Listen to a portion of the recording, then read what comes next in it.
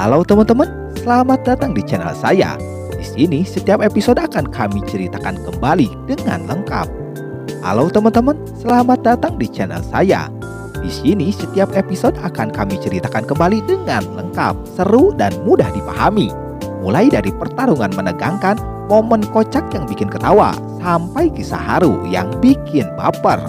Jadi buat kamu pecinta anime, jangan lupa untuk terus ikuti dan nikmati ceritanya bersama kami. Mengisahkan Takeru Kabishiro, seorang karyawan biasa yang secara kebetulan bereinkarnasi ke dunia lain.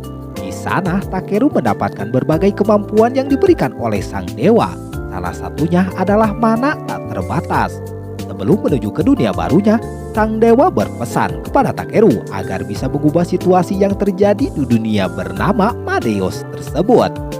Tentu Takeru menyetujui tawaran tersebut dan kini ia dihadapkan dengan berbagai rintangan yang telah menunggunya.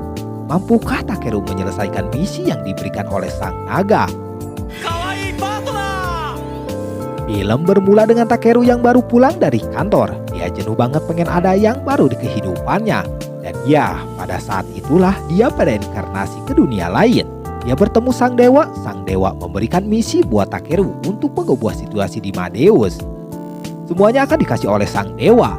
Di dunia sana Takeru harus mengumpulkan material buat dijual biar bisa dapat uang.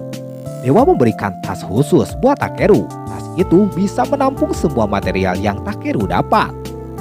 Dan soal partner yang Takeru mau, akan tetapi kayaknya si dewa gak memberitahunya terlebih dahulu. Takeru sekarang sudah masuk ke dunia lain. Dia terlihat sudah ada di tengah hutan. Takeru bingung apa yang harus dilakukan terlebih dahulu di dunia yang baru ini. Pada saat itulah dia memutuskan untuk mencari pemukiman dulu. Pas tahu di bawah sana ada desa, Takeru harus punya uang untuk ke desa sana buat nanti makan. Dan ya, dia harus mencari material untuk dia jual nanti. Tapi dia bingung gimana caranya untuk mencari material ini. Selagi bingung, dia pun coret-coret tanah. Dan pada saat itulah keluar material itu. Takeru penasaran dengan material ini dan dia mencari tahunya. Dan terlihat ada material yang rank B. Rank E yang menurutnya ini peringkat rendah. Pada saat itu juga dia menemukan batu kayak telur itu. Pas dia scan, ternyata itu kotoran hammer anteater yang ranknya C. Takeru kaget dengan rank yang tinggi. Sekarang Takeru ngerti dengan semua kategori material yang ada di sini. Setelah itu Takeru pergi ke desa untuk menjual material tadi. Sesampainya di gerbang desa, di sana ada penjaga yang bernama Marlow. Dia penjaga desa Tormi. Marlow memberitahu kalau desa ini tidak ada toko material, akan tetapi ada toko umum dan diminta untuk ke sana aja. Sesampainya di toko, Takeru langsung menanyakan barangnya yang bisa dijual di sini apa tidak. Pas lihat si kakek sangat kaget dengan yang dibawa Takeru. Si kakek akan membayar 5 koin emas. Takeru yang gak tahu harga jual, dia sekalian menanyakan harga penginapan di sini dalam semalam. Kakek memberitahu harganya sekitar 500 rep. Yang mana 1 koin emas itu adalah 1000 rep. Dengan begitu berarti ini kotoran hammer harga jualnya lumayan mahal juga. Tidak cuma barang itu, Takeru menjual material yang lainnya. Pas kakek lihat dan banyak material yang ada, si kakek melihat Takeru yang mempunyai kemampuan. Pada saat itulah si kakek meminta bantuan kepada Takeru. Bantuan itu ialah si Takeru harus mendapatkan biji mithril dari gunung di arah timur. Dengan senang hati Takeru akan membantunya asal ada peta gunung itu sendiri. Material yang tadi si kakek akan membayarnya 360.000 rep. Si kakek memberitahu Takeru kalau nanti di sana harus hati-hati karena ada monster. Waktu malam pun tiba dan Takeru pengen mandi. Tak berselang lama penjaga kamar datang dengan membawa sebaskom air hangat yang harganya 30 rep. Air itu untuk membasuh tubuh dari kaki. Saat Takeru menanyakan pemandian di sini, penjaga kamar memberitahu jadi di sini tidak ada pemandian terkecuali buat bangsawan. Dia memberitahu lagi dengan cuma memakai sihir aja bisa bersih juga kok. Pada saat itulah Takeru mencobanya dengan sihir. Terbukti Takeru bisa mandi cuma pakai sihir aja. Di keesokan paginya, Takeru kembali ngumpulin material. Selagi mencari material, tak sengaja Takeru melihat sesuatu yang tidak beres. Ada seseorang yang pantoi, dia juga penjaga bel camp. Di situ juga Takeru membaca surat yang orang itu bawa. Dalam surat itu sangat menyentuh hati Takeru. Dia berbakti banget kayaknya sama orang tua. Setelahnya Takeru menguburkan juga mendoakannya. Malam pun tiba. Dia sekarang bermalam di hutan. Karena dia lapar, dia pun mau masak terlebih dahulu.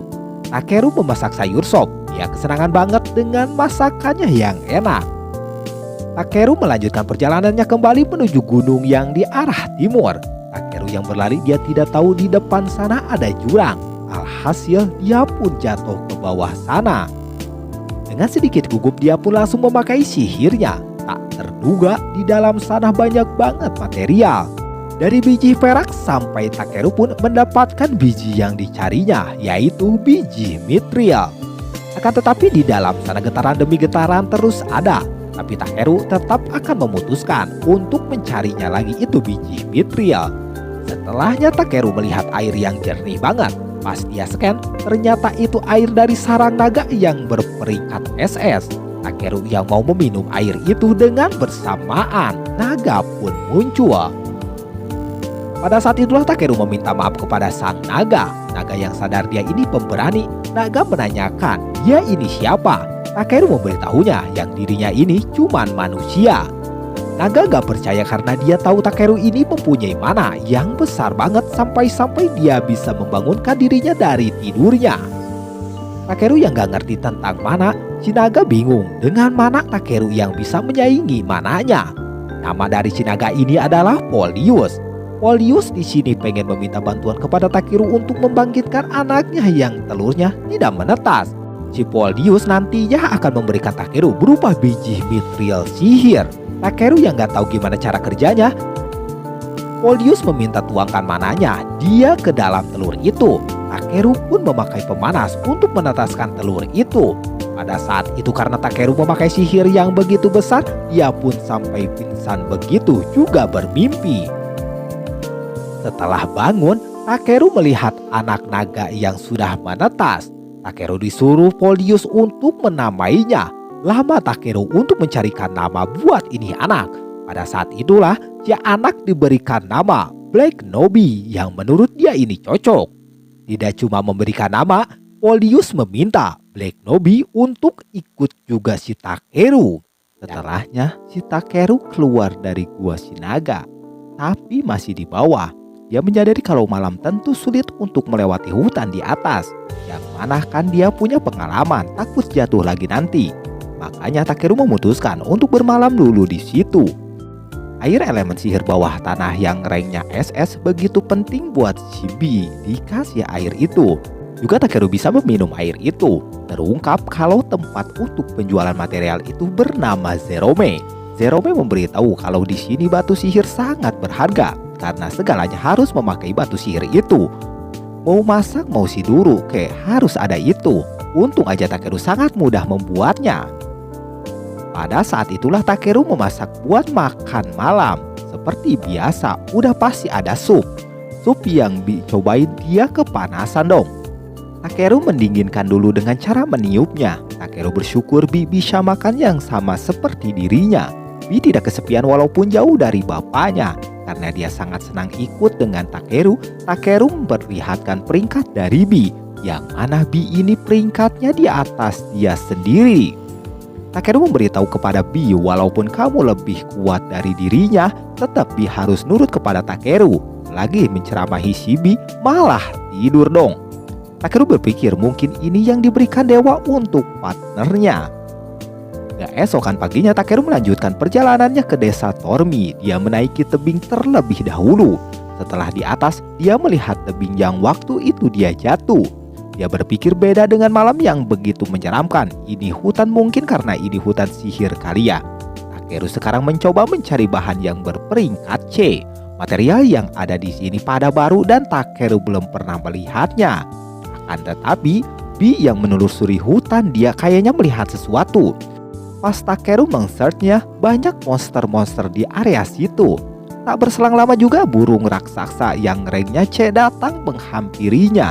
Itu burung dagingnya manis dan enak sampai Takeru pengen itu daging. Dengan sihirnya Takeru dengan mudah mengalahkan itu burung. Akan tetapi setelah itu monster lain berdatangan. Sama monster ini rank C. Dengan mudahnya satu persatu Takeru kalahkan. Sesudah semua beres, Takeru dengan cepatnya dia mengambil daging-dagingnya ke dalam tas yang ia bawa.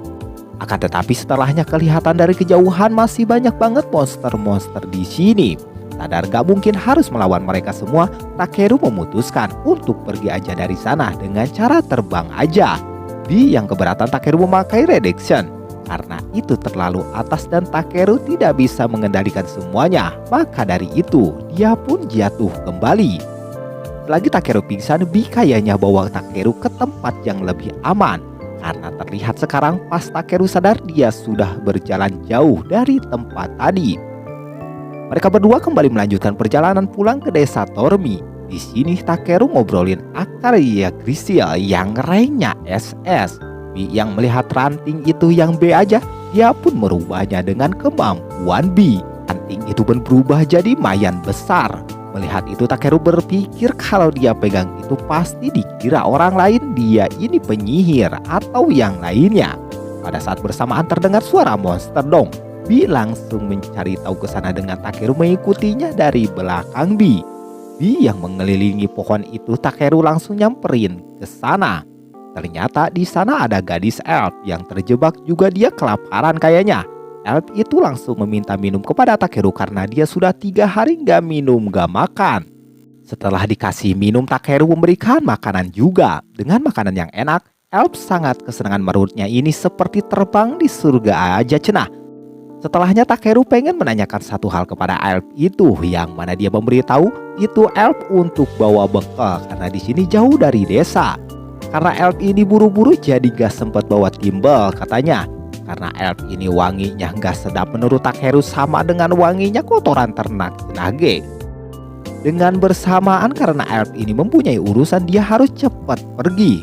Sembari berterima kasih elf dengan cepatnya dia pergi dari sana dengan cara berlari kencang. Takeru dan Bi melanjutkan perjalanannya kembali. Sembari itu dia pun ngumpulin lagi bahan kembali. Di ujung hutan Bi melihat ada kereta kuda yang mau melewati ke sini. Terlihat si kuda ini berank E. Kuda ini serbaguna kayaknya. Pengendara menanyakan kepada Takeru apa mereka ini sedang menuju ke desa Tormi. Dalam kereta kuda ini yang ditumpangi satu keluarga. Benar aja Takeru dianggap penyihir karena dia bawa tongkat begitu. Takeru menjawab kalau dirinya cuma mengumpulkan bahan untuk dijual. Si bapak kaget dengan apa yang dibilang Takeru. Si bapak pada saat itu mengajak Takeru untuk bareng aja ke desa Tormi. Anak-anak si bapak sangat senang deh sama si Takeru ini yang lucu. Padahal menurut Takeru dia ini B aja. Pada saat Takeru sudah di dalam kereta kuda, dia berpikir sangat senang dan berbeda banget dengan di dunia sebelumnya. Di dunia ini dia mendapatkan kesenangan yang tidak bisa digambarkan pada dunia sebelumnya. Apalagi sekarang ketemu satu keluarga yang baik-baik. Takeru bilang kepada mereka gimana kalau dirinya ini bandit emang gak takut. Ternyata mereka sudah tahu kalau Takeru ini orang baik. Karena mereka membawa batu sihir jadi bakal ketahuan mana yang jahat mana yang baik. Pada saat itu juga Takeru memperkenalkan dirinya juga satu keluarga itu pun memperkenalkan dirinya juga. Ada Elisa. Terus anaknya bernama Yunan dan Cain. Sedangkan bapaknya bernama Polun. Si Bi kayaknya mau berkenalan juga. Dia pun mengeluarkan suara dan Cain menanyakan dengan suara yang ada. Awalnya Takeru yang gak mau memperlihatkan Bi, tapi mau gak mau Bi harus diperlihatkan kepada mereka. Takeru yang bilang ini monster langka, Elisa merasa aneh yang Takeru membawanya. Karena yang suka membawa monster itu cuman petualang. Bi yang pas keluar, Yunan dan Cain sangat kesenangan begitu dong. Takeru memberitahu dia ini anak naga, tapi dia nggak ngasih tahu kalau ini anak dari Asian Dragon. Polun menyangka kalau Takeru ini berarti kesatria naga. Takeru menjelaskan kalau dirinya menemukan telur naga itu dan dia menetaskannya. Satria naga ini sudah langka menurut Elisa. Takeru juga berpikir dia tahu cuman di game aja pas masa di dunianya dahulu. Setelahnya perjalanan karena udah malam mereka pun beristirahat terlebih dahulu. Takeru meyakinkan mereka kalau mereka ini aman karena adanya Shibi yang bisa memperingatkan kalau ada apa-apa. Elisa yang mau masak di sini Takeru meminta untuk dirinya aja yang memasak. Dengan bahan yang dibawa Takeru makin aja nih anak-anak percaya kalau Takeru ini penyihir. Tak berselang lama masakan Takeru sudah matang. Seperti biasa, udah pasti ada sup lagi. Masakan Takeru pun sangat enak banget cenah. Apalagi si Polun, dia sangat-sangat kesenangannya sampai nangis begitu dong saking enaknya. Polun juga sudah yakin kalau Takeru ini penyihir.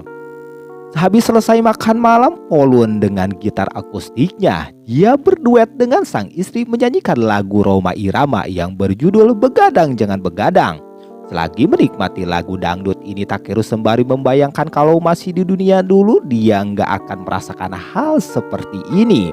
Dari hal makan aja, di sini sangat besar banget perbedaannya.